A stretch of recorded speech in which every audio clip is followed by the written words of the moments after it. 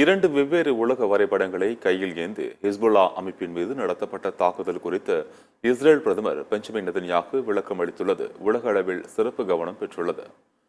Lebanon தலைநகர் பெய்ரூட்டின் தெற்கு பகுதியில் உள்ள ஹிஸ்புல்லா தலைமை அலுவலகம் உட்பட நகரின் பல்வேறு இடங்களில் நேற்று இஸ்ரேல் வான்வழி தாக்குதல் நடத்தியது.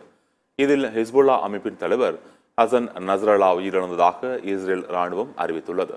இந்நிலையில் இது தொடர்பாக சர்வதேச ஐக்கிய நாடுகள் சபையில் பேசிய இஸ்ரேல் பிரதமர் பெஞ்சமின் நெதன்யாகு இரண்டு வகையான உலக வரைபடங்களை காண்பித்தார்.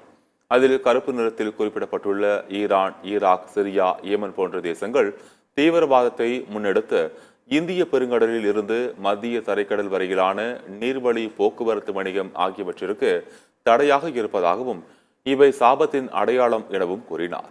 அதே வேளையில் எகிப்து, சூடான், சவுதி அரேபியா, இந்தியா ஆகிய நாடுகளை ஆசீர்வாதம் என சுட்டி காண்பித்து பேசிய பெஞ்சமின் நெதன்யாகு இவை ஆசியா மற்றும் ஐரோப்பா இடையே வளர்ச்சி சார்ந்த உடன்பாடுகளில் இருப்பதாகவும் கூறினார்.